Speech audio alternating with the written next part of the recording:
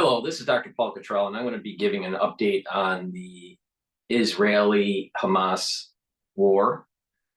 This is October 27th, 2023. It seems that the region is escalating in conflict. Last night, the United States did a strike on two targets.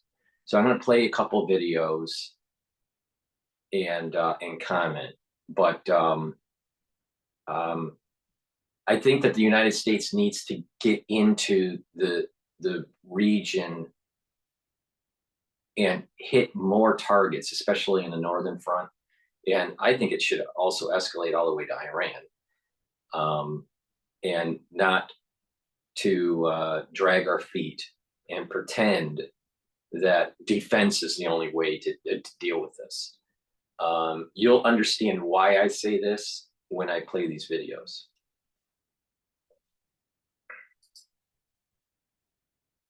In Syria, targeting Iranian-backed militias following attacks on U.S. forces.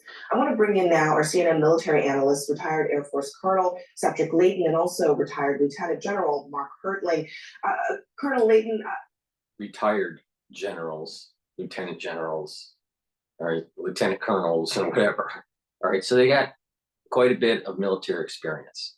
But let's just call it off for what it is. What war have you actually won while you were in service? First of all, these strikes do come after what we saw were a series of attacks on U.S. interests in the region that seemed very much coordinated. What message is the United States sending here? Well, basically, Abby, the message is don't do this, don't attack us. There were 12 attacks against bases in Iraq and 4 attacks, I believe, in Syria. So these kinds of attacks are ones that put U.S. personnel at risk. And ironically, they are bases that have been used to fight ISIS, which is also in Iran's interest to fight ISIS. They were, in essence, quasi-allies with us in a very odd way against ISIS, and this is something that they should not be doing to us at this particular point. But of course, they have a larger mission in mind on the Iranian side. They're supporting Hamas, and yes, these attacks were most certainly coordinated. And General Hertling, we've been talking to you on this show for weeks now about the risk of escalation in the region. The United States is walking a real tightrope here in how it responds to Iranian provocation, but how it's trying to not actually escalate this crisis. How do you think they are striking that balance right now? Well, first of all, Abby, you have to understand that the president has given the Ayatollah a warning to stop these attacks. As Cedric said, it's against the Al-Tanf air base in. That's the problem with the United States military. Bunch of fucking pussies. And it's not the military personnel, the regular troops. It's these types of people. The generals, the war planners, the people in the Pentagon, the people at the State Department, the people in, high up in military planning, all the way going up to the presidents, the presidency of many different decades, right? We don't get the job done. And this is the main thesis that I keep on bringing up with this conflict. It's only going to get worse if we keep on kicking the can down the road, like we kicked the can down the road in the 70s, like we kicked the can down the road in the 80s, like we kicked the can down the road in the 90s, like we kicked the can in 2000. We couldn't get the job done right after 9/11, because we didn't go all out, and had a never-ending war. They would prefer to be a cash cow for the military-industrial complex for over 20 years. The Middle East right after 9/11 ended up being a Vietnam, nothing but a cash cow, and didn't get the job done. Failed in Vietnam, failed in Iraq, failed in Afghanistan. And these are the people that were leading troops that didn't get the job done. But CNN is going to actually say, you know what, General, you know what, Lieutenant Colonel, what do you think we should do?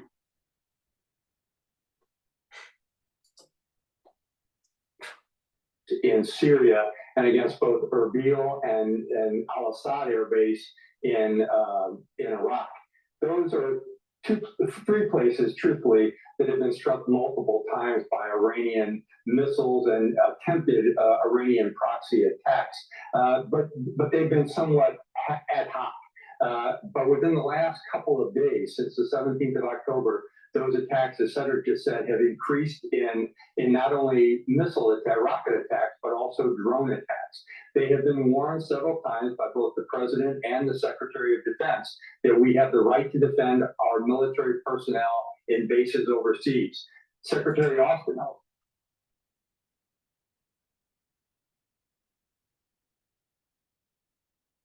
doesn't Israel have the right to defend itself against rocket attacks in Gaza too? But yet CNN is really pushing the narrative that Israel is too offensive on this. I have zero respect for these. Austin also put out a message tonight after the President gave the same message to the Ayatollah, saying this is not an extension of the war in Gaza. This is us protecting our personnel. And he has warned the Iranians several times that they knew, the United States knows through their intelligence sources, that Iranian proxies were behind. See how these generals think behind the scenes? Now, again, these are retired, you know, but they all think this way. We don't want to provoke Iran. We're only doing this as a defense. Oh my God. You know, where is the force projection? Because the reality of the situation is the United States, its military is gutted. It's not very strong. It should be, you know, we have the capability to do the right thing. The reality of the situation is that we're not, because of the military planners. The troops can get the job done if the military planners would just get out of the fucking way. It's amazing. We're behind these attacks. So it was a warning. It was finally executed in terms of an attack against those Iranian proxy elements, the PMF. And I think there's continuous attempts to say this is not part of the Israeli mission in Israel, but it is us defending our soldiers who are stationed in bases in the region. The best business to start in 2023 is not doing Amazon FBA, drop shipping, or real estate like most people. Now, Defense Secretary Lloyd Austin issuing a strongly worded statement tonight. Lloyd Austin, at Iran. yeah, tough guy. He says Iran wants to hide its hand and deny its role in these attacks against our forces. We will not let them. Iran wants to hide its hand and deny its role in these attacks against our forces. We will not let them. We should have taken Iran out in the 70s, and in the 80s, and the 90s, and the 2000s, 2010, 2020s. But we didn't. Why? Because the United States is afraid. And this whole problem that we have today, that may lead to World War III, in a three-front war, one in the Middle East, one in Asia, and one in Europe, is because the United States government is afraid to get the job done. And this problem has been happening for 50 years. 50 years.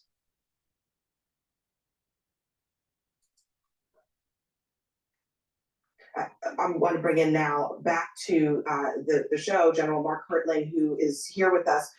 Lloyd Austin also saying these are targeted and in self-defense. What's your reaction to the way that he directed this at Iran, but tried to say it's limited in its scope.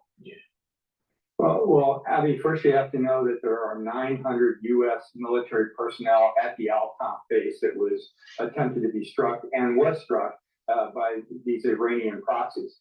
The second thing you need to know is there is great intelligence. We have been watching these proxies with various means, various intelligence means. That's the way the U.S. military works. So when Secretary Austin, who has fought in this area before, in fact, he was my boss in Iraq, says that, hey, we know they're hiding their hand.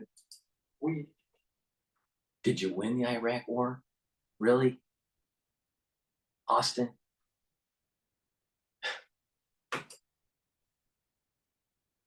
We know they're hiding their hand. We know there's intelligence behind them giving orders to Iranian proxies, the so-called Popular Mobilization Front, saying, strike the Americans. And because there have been so many strikes in the last few days, these are not the typical random strikes by these paramilitary groups. This is a planned attempt at intimidating the U.S. And what the secretary is saying is, we're not going to allow you to do that. And we know that Iran is trying to expand this conflict to take the attention away from what Israel's doing in Gaza. Yeah. General Mark Herdling, grateful to have you here on all of that. Thank you. New overnight, the Israeli Defense Forces conducted targeted raids inside Gaza before withdrawing. This is the second time in 2 days that that's happened. Video published by the IDF shows moving tanks and armored vehicles, as well as strikes on buildings and in open areas. All this happening as tensions in the region escalate. The Pentagon says that the U.S. carried out airstrikes in Syria targeting 2 facilities linked to Iranian-backed militias. Defense officials say this was in retaliation for attacks against U.S. forces in the region over the last 10 days. Defense Secretary Lloyd Austin said the strikes were, quote, narrowly targeted in self-defense, emphasizing that they were separate from the war in Israel and Gaza. Austin also promised further. Let's reread that, because there is this common theme that I'm seeing with Lloyd Austin and the State Department, the Defense Department, and Biden's administration is that they're walking this thin line because they don't want to, make a larger, wider conflict in the Middle East. Yet we'll constantly spend billions and billions and billions of dollars as a proxy war in Ukraine. These narrowly targeted strikes in self-defense. See, like, we're the victim, right? These narrowly targeted strikes. So we're, very, we're being judicious about how we're handling this. These narrowly tailored strikes in self-defense were intended solely to protect and defend U.S. personnel. Lloyd, get the job done. These comments isn't going to get the job done. Walking this thin line to prevent provocation, that doesn't square really well with what's going on in Ukraine. Get the job done. Because if you don't, it's going to get worse, it's going to get more bloody, and it's going to go unconventional. But this is the reason why the American military is at the upper level, at the echelon level, are a bunch of pussies. Bunch of pussies.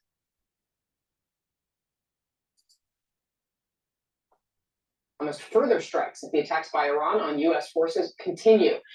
Jim Sciutto is in the Golan Heights for us, and Kim Dozier, CNN Global Affairs analyst, also joins us. But Jim, of course, we want to go first to you on the scene there. Bring us up to speed on what happened with these strikes overnight and why the U.S. made this move.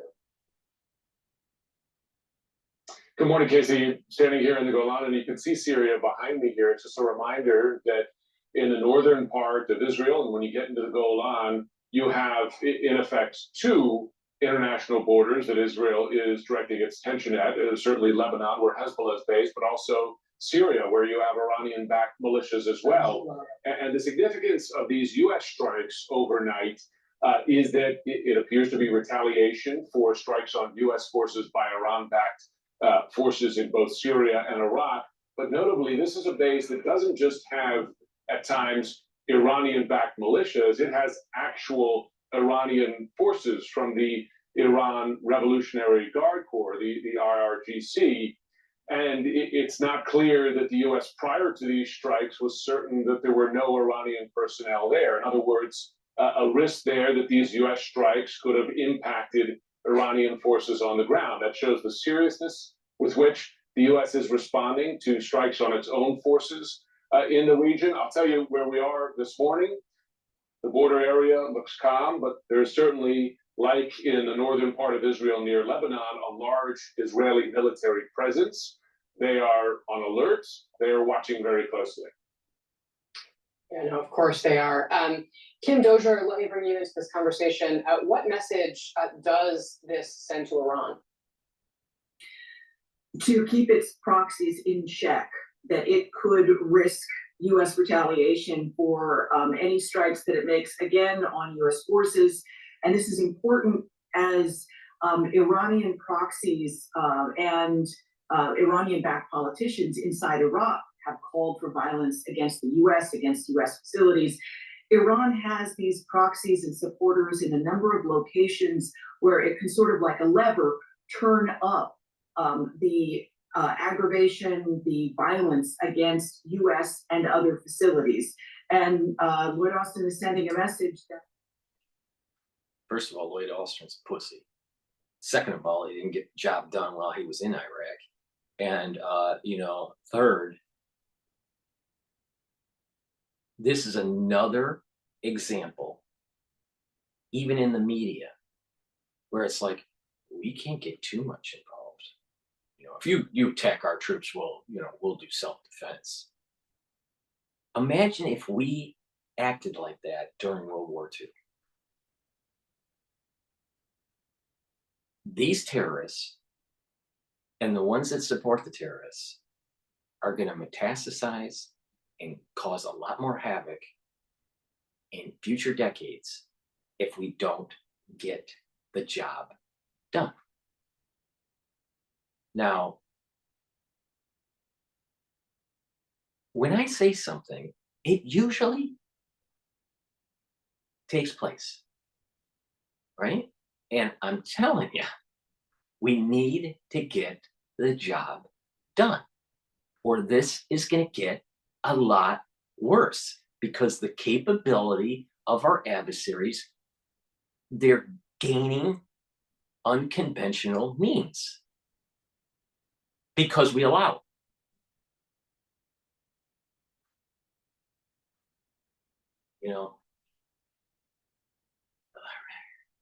This is the same problem that we were seeing with the protests, the ones that were going, on the side of Hamas and the Palestinians in the United States. These protests are very anti-Israeli, right? And very pro-Palestinian and pro-Hamas, especially at the college level, These people are on the wrong side of history. They don't understand. You got to get, you got to root out this. You can't diplomatically solve this problem. Again, there is a divine hand in this, but we have a certain level of will to show where our heart is and where our determination is.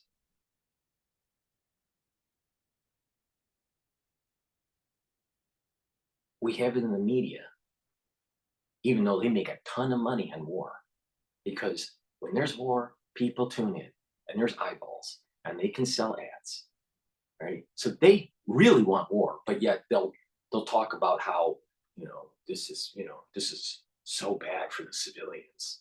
Yeah, but if it wasn't so bad for the civilians, you wouldn't have the eyeballs going to your channel, TV or on YouTube or whatever, and that's how you sell ads. So the media is complicit because they need war. So they, someone should just do a segment on just that. But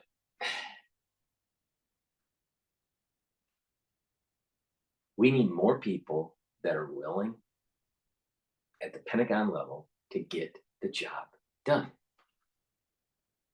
And stop being afraid of a larger conflict.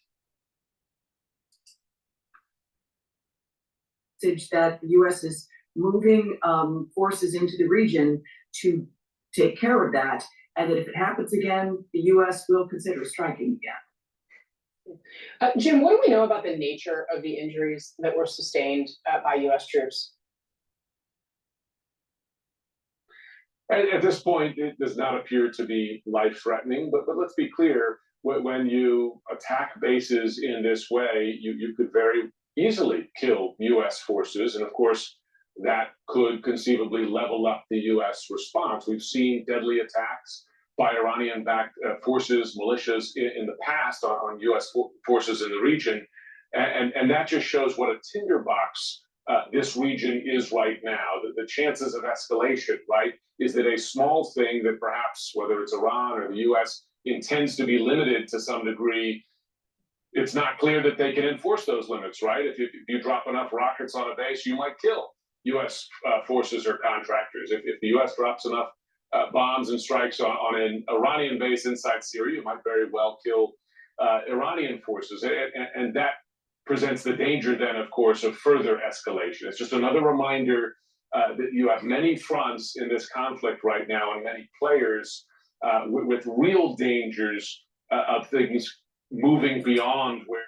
Again, CNN makes money on war. CNN became famous because of Desert Storm and Desert Shield. Back in, 1991.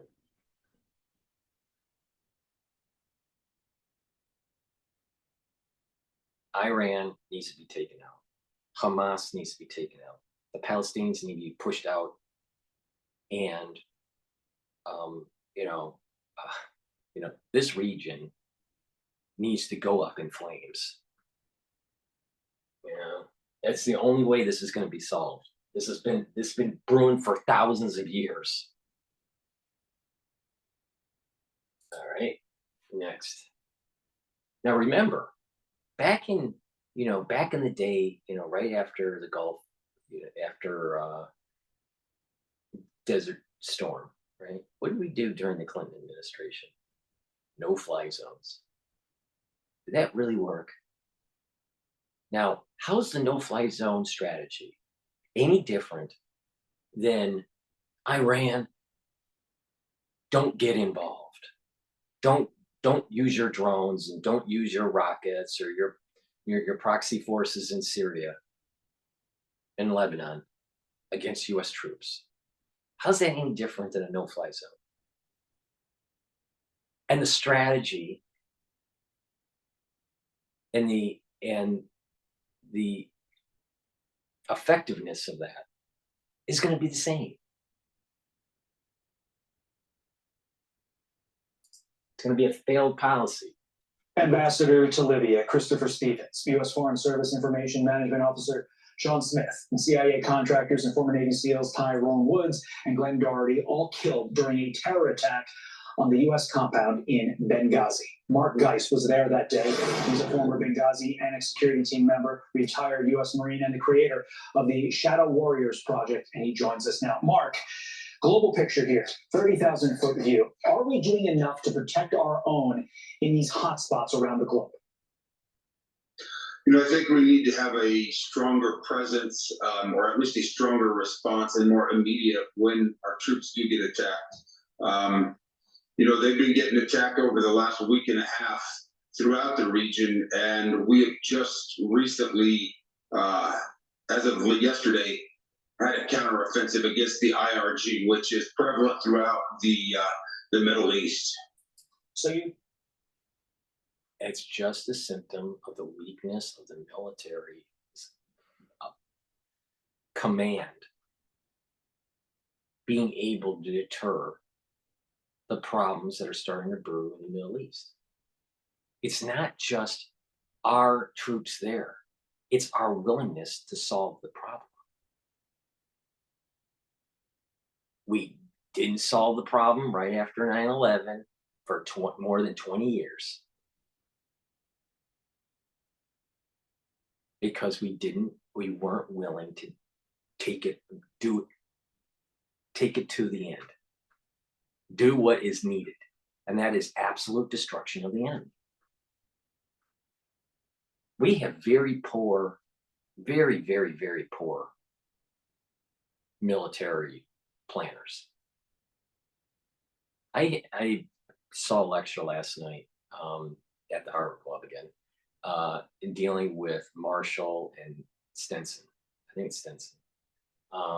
And their instrumental collaboration during World War II. And their very prestigious careers,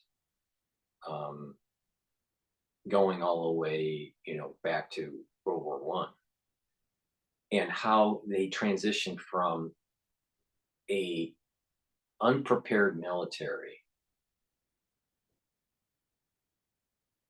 during the beginnings of World War II all the way into the atomic age. It is amazing the intelligence level, the integrity level, the commitment to country, duty, and just the perseverance of those two. And to borrow a phrase from Tom Brokaw, the greatest generation, right? So they were emblematic. Actually, they were a little bit before the greatest generation, if you really want to be technical about that. But that era of individuals serving country was unprecedented in the United States. Unfortunately, we don't have that anymore. And it was, I think his name was Stinson.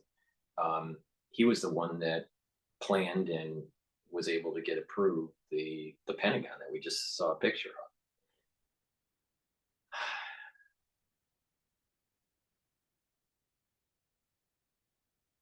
Our country has so much ability, but we have very poor leaders. It's so many different levels. It's not just at the presidential level, but poor leaders in Congress, poor leaders at the government level, poor leaders even at the local levels. Leadership is lacking. But it's amazing we have so many MBAs, coming from prestigious universities, but yet we have terrible leaders.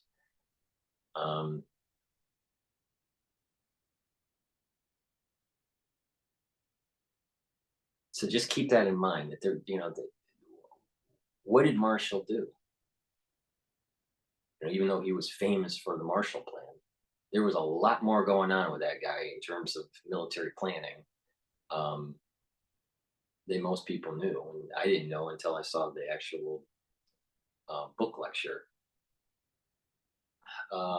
last night. But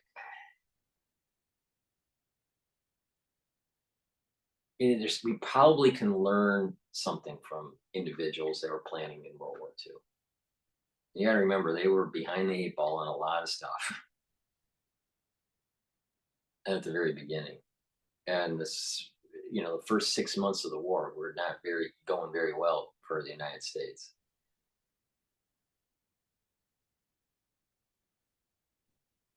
But now, we just don't. Ever since Vietnam, really, or even Korea, probably, you could put the pin in Korea. The United States hasn't been very good at being able to get, solve wars, be able to get the war done. And we're seeing that today in the Middle East. We're seeing that with proxy war in Ukraine.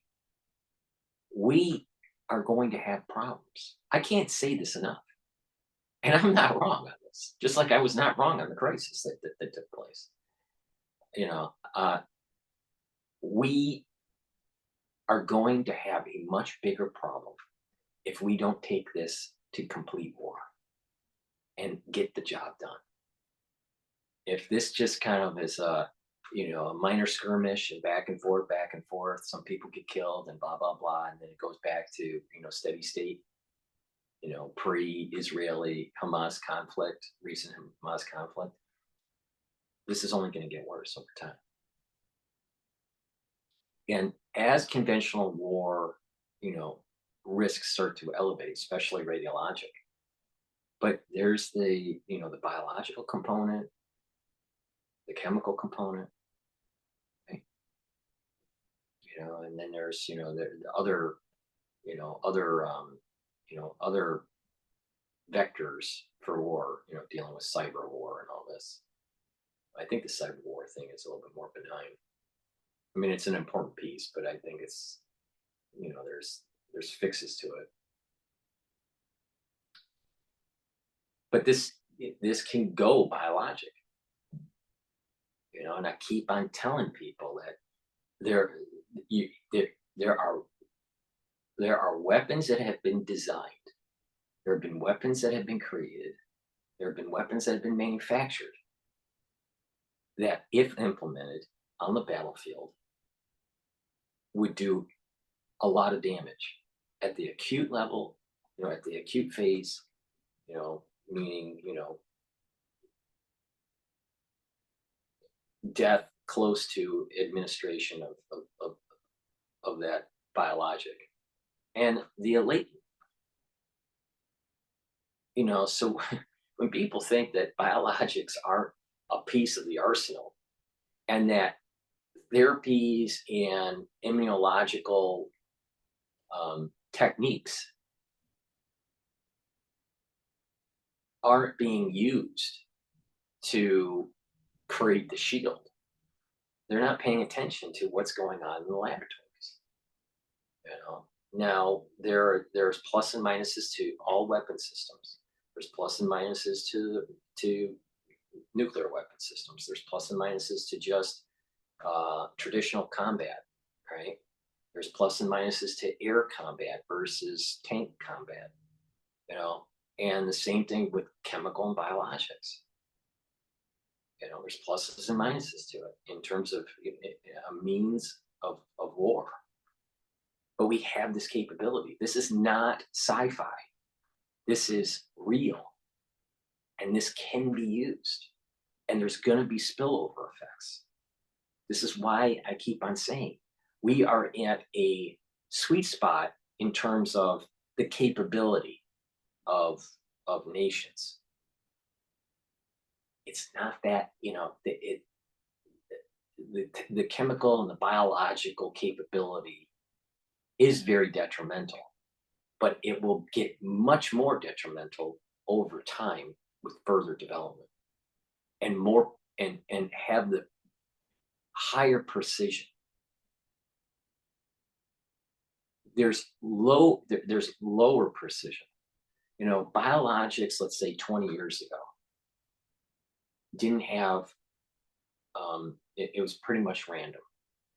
Now, today, we have precision, but I'll call it light precision. Over time, it's going to be much more precise. Just like the smart bombs in the early days, they weren't as precise. But over time, they became much more precise, with GPS tracking and automatic control, as it's going to its target. The means for better precision weapons developed over time. Same thing. The targeting biologics is going to develop over time. So I would classify it as light precision.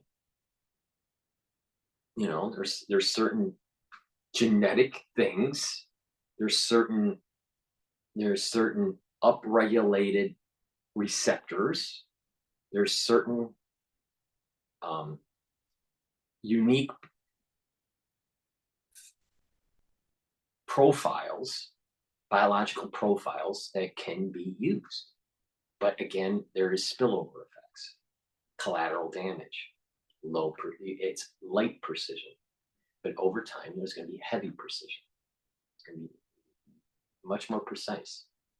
And this is why I keep on saying, get the job done now before we end up having a lot more capability of unconventional warfare around the world, not just in the United States. The barriers of entry on biologics and chemical warfare is low.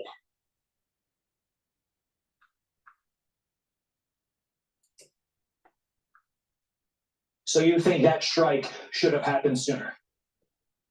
Yeah, I think it needs to be immediate because they need to understand that, what is going on in Israel is going on in Israel. You're not going to attack our U.S. troops. They need to be protected. Our diplomatic facilities need to be protected because if you let it go on, you're going to see another Benghazi if you're not careful, because all it does is allow the IRG or our opponents, our enemies, to be emboldened by our lack of a swift and diligent response. Mark, I agree with him. Where it gets wrong is that it's only about the United States and its deterrence, preventing adversaries attacking us. This is unique. This event that took place in October with Hamas breaking into Israel. And yes, there was an intelligence failure, and there's lots of questions that need to be investigated on why that happened. But this is much bigger, and there is a divine hand in this. And an isolationist policy, I'm only going to protect my troops idea, I won't poke, the enemy at all, it's not going to work in this situation because it's kicking the can down the road, or it's a light isolationist policy.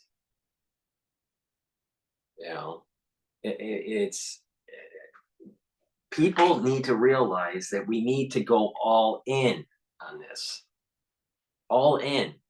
And the longer we drag our feet, the worse it's going to get.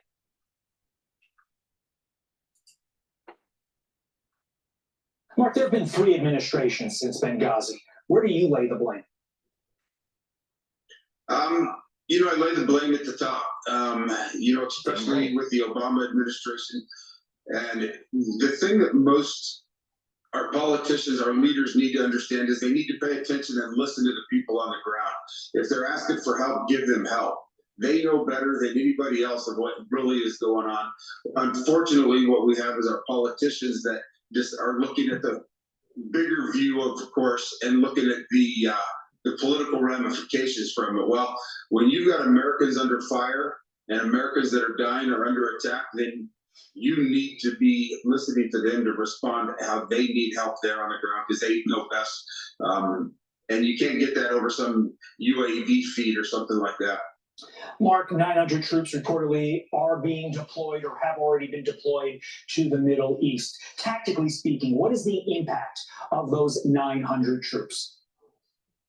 A lot of it depends on the group that it is. A lot of them, I'm assuming, are probably there to reinforce and provide NEO operations for any of our embassies and consulates that are around the Middle East, because they're the ones that are going to be at the forefront of things. At every embassy, you've got, military personnel, you've got State Department personnel, you've got private military contractors, all working at those facilities, and they are going to be targets if we're not careful.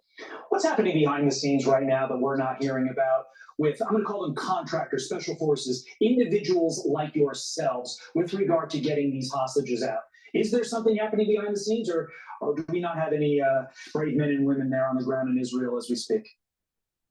There were several organizations that jumped in right away. We were one of them. Fortunately for us, we didn't have to deploy anybody downrange. We already had people that we are in contact with that live in Israel that assisted us both with information and giving the people that we helped the ability to make a decision on how to best get out of Israel.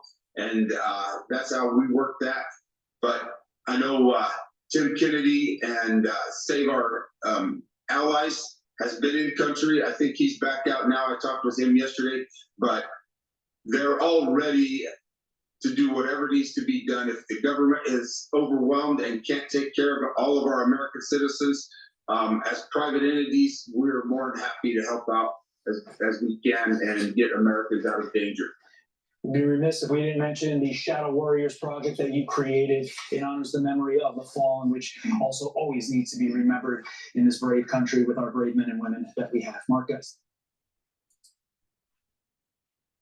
So with the 900 troops that are now being deployed on top of the 2,000 that were deployed, and the increase in the Navy, the naval ships that are coming into the region, there's also naval ships that are coming into the region from China, right? And aircraft that's flying in from Australia. So this is starting to escalate. We need to go all out in this. This, I'm telling you, we're being tested. This country is being tested. Are we going to have the fortitude to get the job done? Just like, are we going to have the fortitude to get the job done during World War II? And I would say that World War II was worse than this, you know, in terms of, you know, the battlefield, the complexity that you're dealing with. But there's a divine thing that's going on here. You know, Israel's has been judged and cursed, but again, you know, there's a blessing wrapped up in the curse. There are problems within the Israeli community where there's a falling out of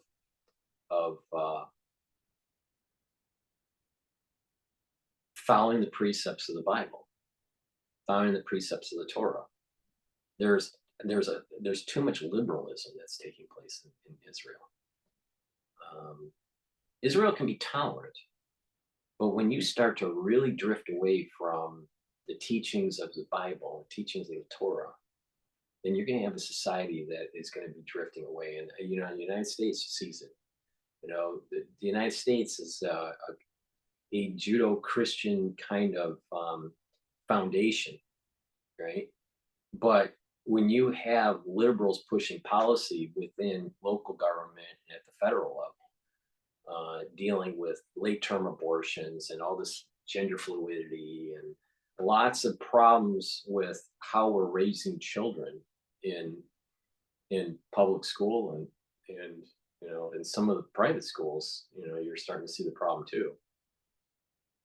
But you know, the destruction of the family unit is happening. And there's not a society that survived that followed the precepts of liberalism. You know, you saw it with the Greeks, they fell. You saw it with the Romans, they fell. You know, and then, you know, obviously the story of, you know, Sodom and Gomorrah.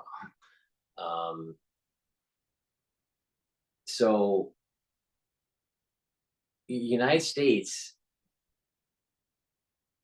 isn't special in this, and that if we don't watch, if we don't prevent this ultra liberalism to taking hold, we're going to die from within. You know, and I think that there's substantial evidence to suggest that we already are dying within. So we're being tested. You know, Israel is being tested because of their liberalism. We're being tested to see if we have the fortitude.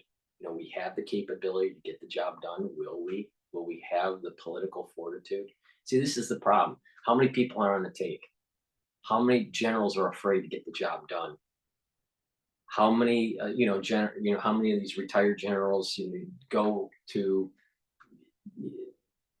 being advisors on boards at defense contractors because of the never-ending war that they perpetuate? And that's the problem, you know. So we're all getting judged, and depending on how the society is going to move through this problem will depend on the level of blessing that we're going to get. In the United States, I think, you know, in its totality, slightly leans on the good side in terms of getting stuff done properly. but it could do so much more and so much quicker, and Israel is, had a wake up call. Do you really want to go down this liberal road? you know and you're seeing, where's people's hearts really?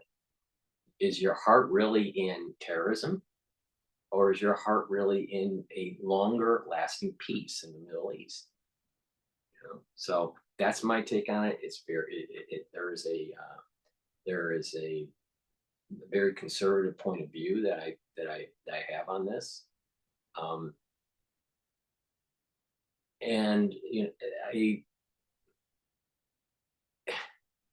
I see, we are marching. There's a global conflict on the horizon here. Will it be in 2024? A lot of people were saying 2024, 2025 is when the CCP is going to make their move on Taiwan. Israel and the United States is going to get bogged down in the Middle East. China may make their move. It's logical. And what's going to happen? And then you have the weakening of the petrodollar. Well, the Great Reset that everyone keeps on talking about, the Great Reset is probably going to be World War III, and the United States is going to try to maintain the hegemonic power of their dollar. But we may be seeing the ending of our empire, just like we saw the ending of the British Empire.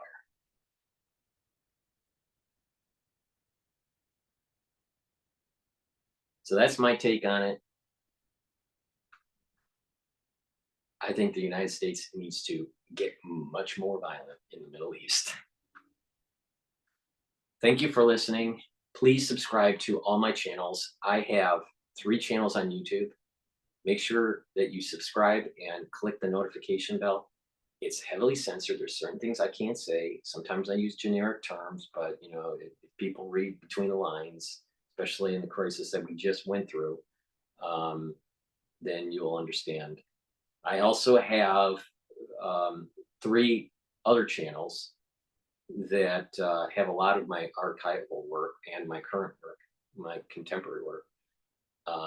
Please subscribe to those. It's Brighteon, Bitchute, and Rumble.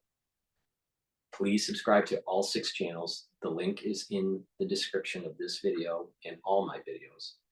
Also, please help support my news coverage by donating on my website, the-studio-reykjavik.com. You can donate on the homepage at the very bottom of the homepage. You can donate through Stripe or PayPal, but you can also donate through Buy Me a Coffee.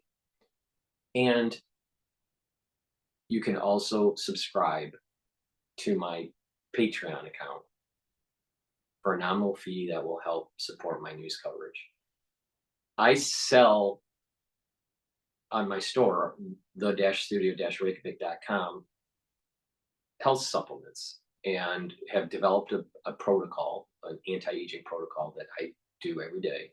And I've been doing and been tweaking it ever since I was 16 years old, right? To improve my health, and have learned a lot on, how to do that. So, please go to the store and purchase those products.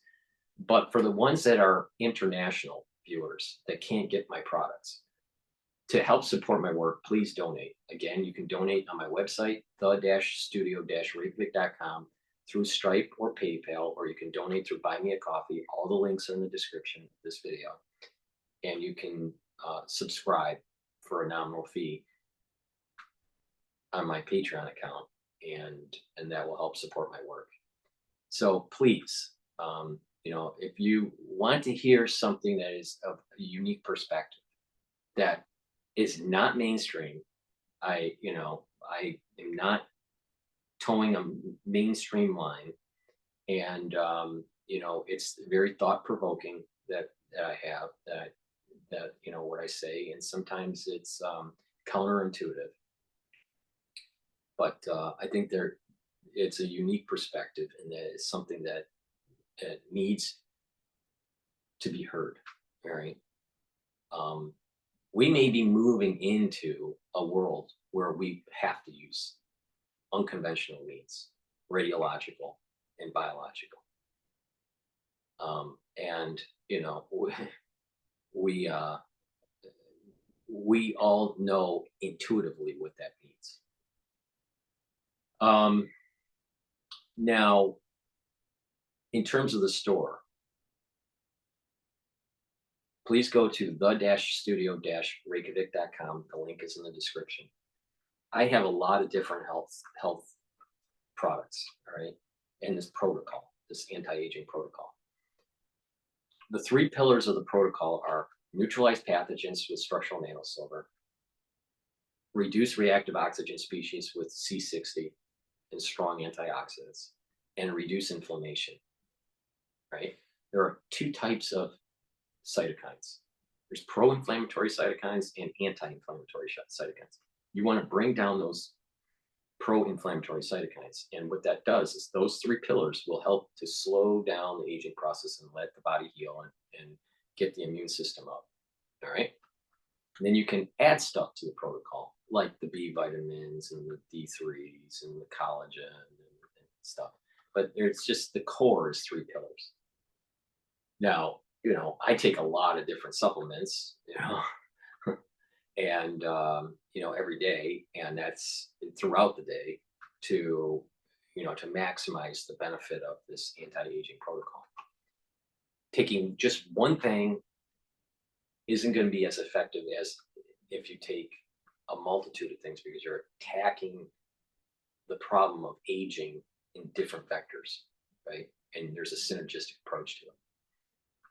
One of the products that I have is the structural nanosilver toothpaste. This toothpaste will be the best toothpaste that you can buy. Way better than Alex Jones. DrPaulCottrell's toothpaste is way better than Alex Jones's toothpaste from InfoWars, right?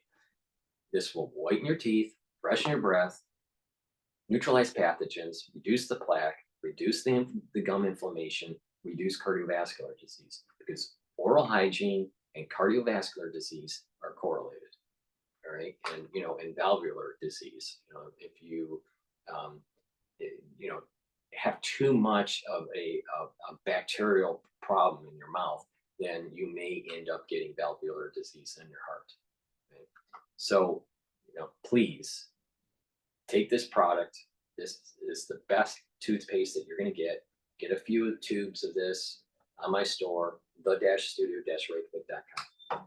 And you will be amazed at the quality of the product.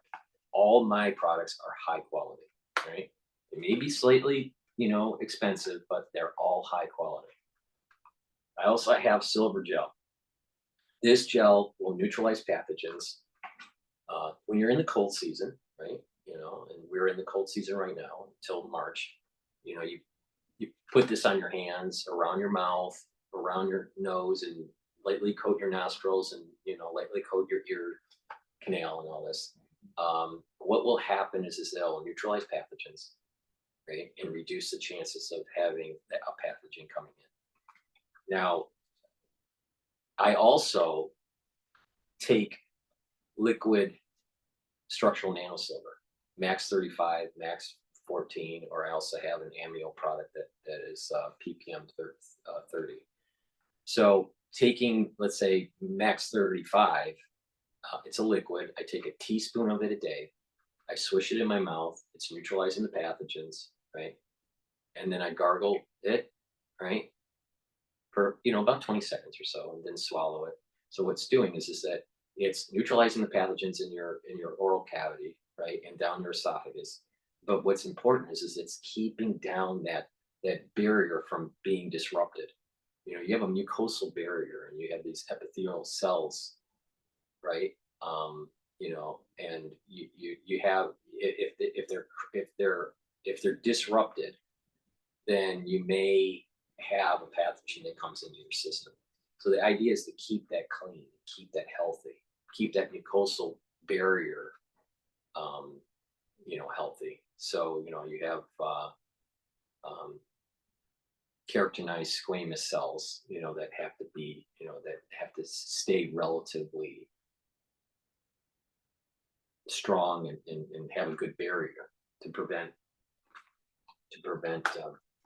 getting sick. Right? So here, I also have a multivitamin. You need multivitamins and minerals, right, as cofactors for different cellular processes, right? So, part of the anti-aging protocol is to make sure you take a good multivitamin. I have a very good multivitamin on my store. So please go to the store, the-studio-reykjavik.com, and get the multivitamins that I have on my store. Now, I'm going to do another video specifically just this product, but I take lignans, right, and I mix it with hummus, right, and this is a powder, right? You can put it in a smoothie or whatever. You can also just mix it with water and just take it. But what this is going to do is it helps with hormonal health for males and females, and then it's also helping with boosting the immune system. Now, there's a lot of benefits to this, including anti-cancer benefits to this. So there's a lot of things to talk about in this, and the axes, for males and females in terms of hormonal health. But it would help with hot flashes, right, for women that are postmenopausal. It helps with prostate health for men, and then ovarian and uterine health. So this is a good supplement to take as another add-on to that 3-pillar structure that I told you about for the anti-aging. But I'll do a video on just that product. I have a lot of different structural nano silver soaps. I have, oatmeal spice. I have peppermint, lemongrass, charcoal tea tree. I have like 5 different scents for structural nano silver soap. So please get a few bars of these, and you'll be impressed with the quality. Because we're in the cold season, get your lozenges. I have sweet lozenges, sweet menthol structural nano silver lozenges.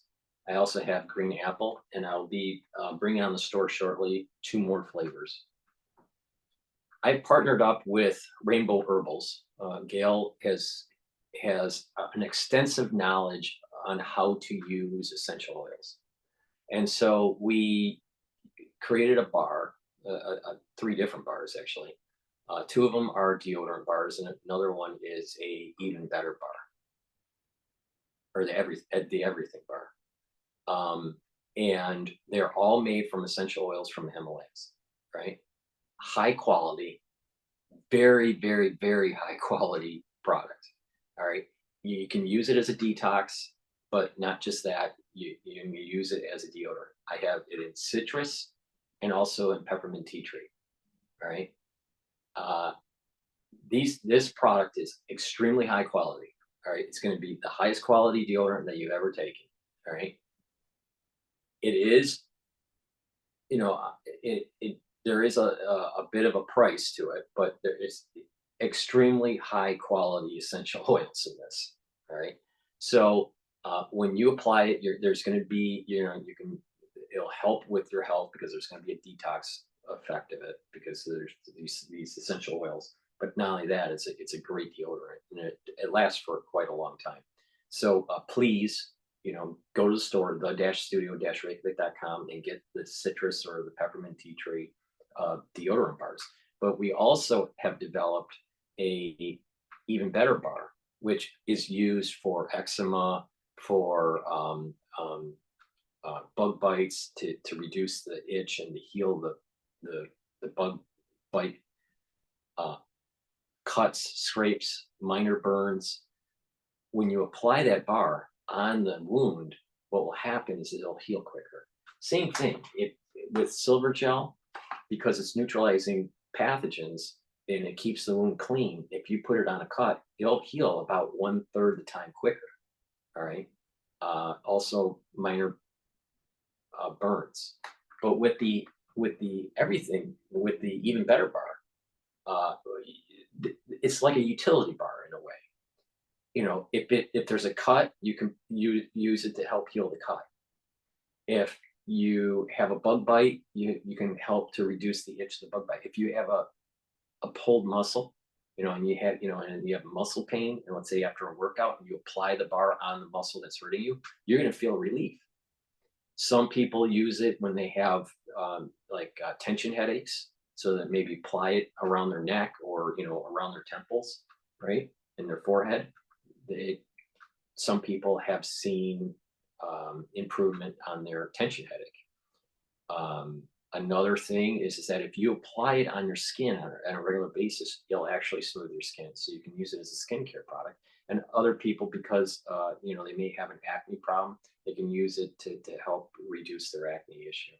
So because of the essential oils have so many different modes of action, right? You're attacking a problem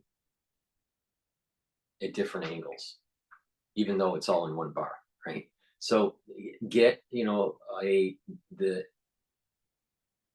even better bar, and you'd be amazed on the capability of that bar. It's like the Swiss Army knife of essential oils, bars, right? So go to the store, the-studio-reykjavik.com, and get the deodorants and get the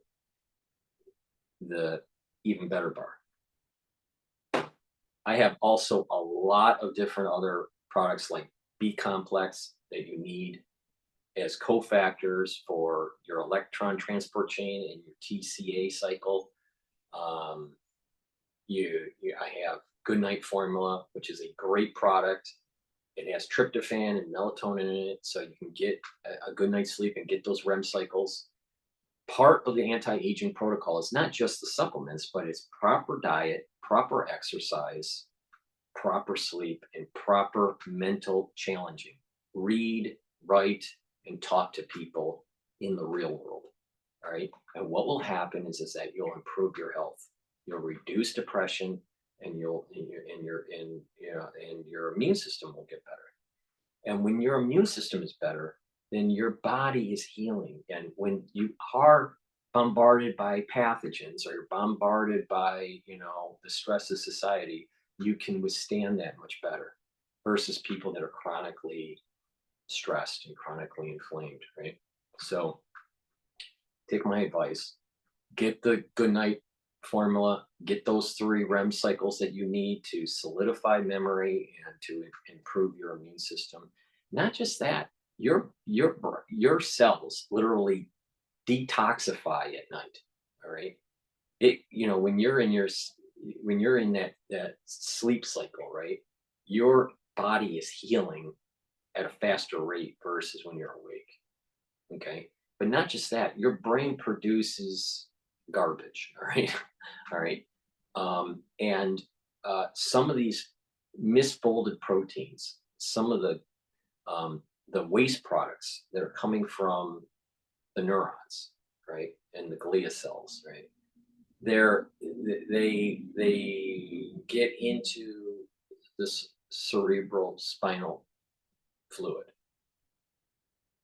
and so the CSF, and that CSF eventually gets into the lymphatic system and filters out. All right. If you're not getting proper sleep, there is a buildup of waste product in the CSF. So that means that your brain it has a backlog of garbage, right? And that it needs to get rid of it. So when you get back into that 3 cycles of REM sleep, you get good night's sleep on a regular basis, you're actually detoxifying your brain, right? So, and not just that, you're detoxifying the other cells in your body too. But their proper sleep is really important. And a great way to do that is to take the product that I just mentioned, the Goodnight Formula. It has tryptophan and melatonin in it to get those 3 REM cycles. Now, I also have turmeric and ashwagandha. That will help to bring down that inflammation that I was mentioning in the third pillar for this anti-aging protocol.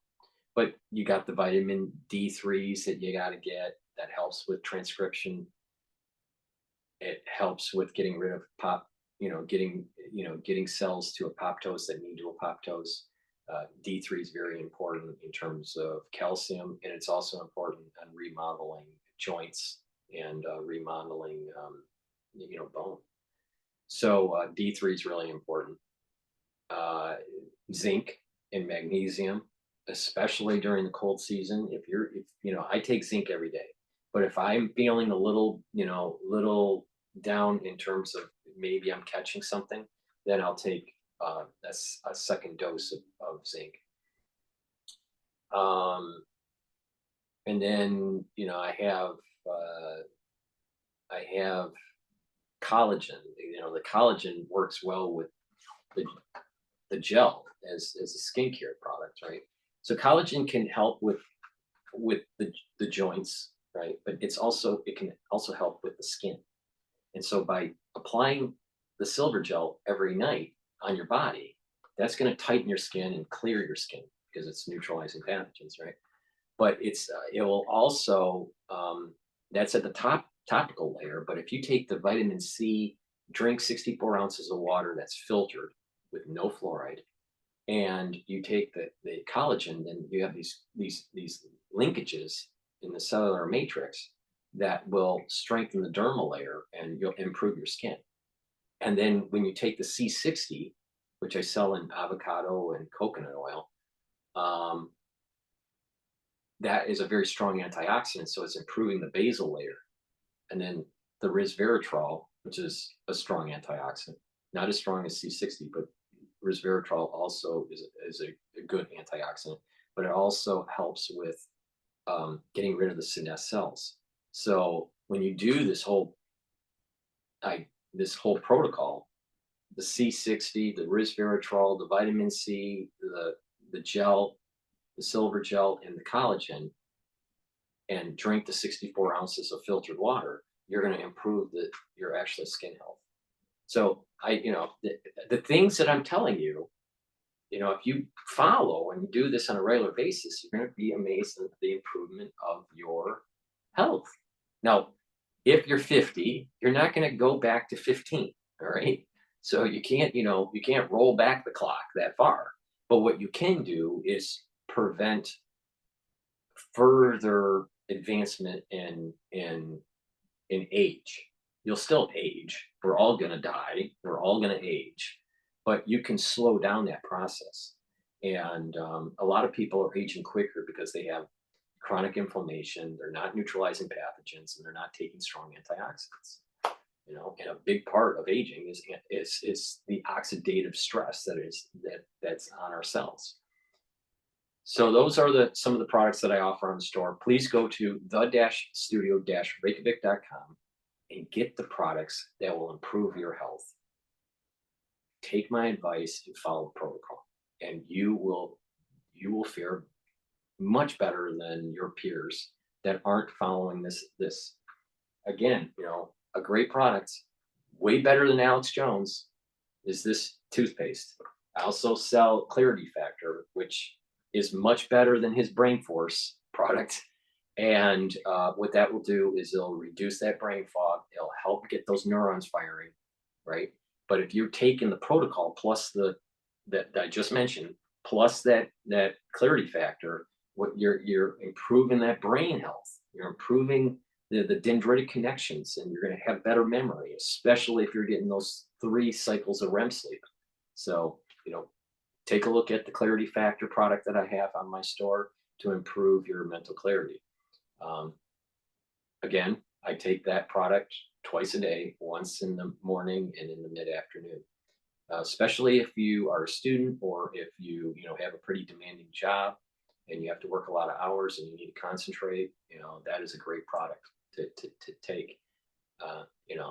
So take my advice, go to my store, the-studio-reykjavik.com. The link is in the description of this video and all my videos, and get the health products that will improve your health. Thank you for supporting. And if you're an international viewer and you would like to help support my work and you can't get the products that I offer on my store, please donate. You can donate on my website at the bottom of the homepage through Stripe or PayPal, or you can donate through Buy Me a Coffee. Thank you for supporting my work. Please share, please like the videos, and thank you for your support. Have a nice day.